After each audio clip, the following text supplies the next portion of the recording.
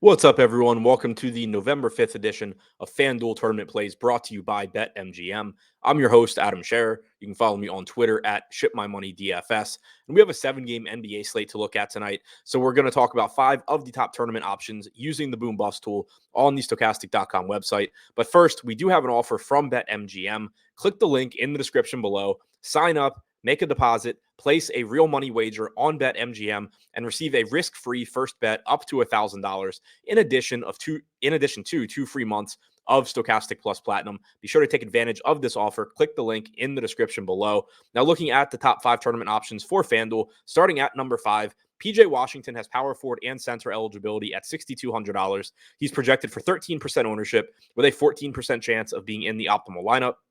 Washington has averaged 0.87 FanDuel points per minute this season. The Hornets will once again be without Gordon Hayward and Cody Martin. Terry Rozier is questionable to make a return after missing several games, but one way or the other, there should be plenty of minutes available tonight for PJ Washington. Number 4, John Collins, $6,700 power forward and center eligibility. Collins is projected for 13% ownership with a 16% chance of being in the optimal lineup. Collins has averaged 1 fantasy point per minute this season, despite a low usage rate of just 17%.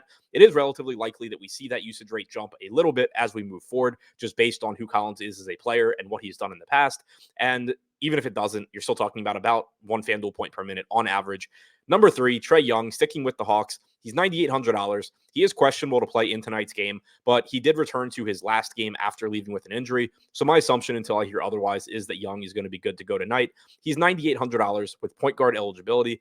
Young is projected for 17% ownership with an 18% chance of being in the optimal lineup. He has averaged 1.29 FanDuel points per minute so far this season.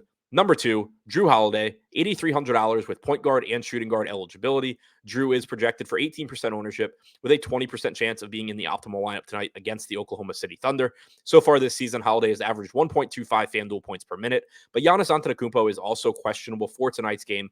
It is the second half of a back-to-back. It is the Oklahoma City Thunder, so it seems relatively likely that they choose to sit Giannis. And if they do, it's a bump for Holiday, who's averaged 1.37 FanDuel points per minute without Middleton or Giannis on the floor since the beginning of last season.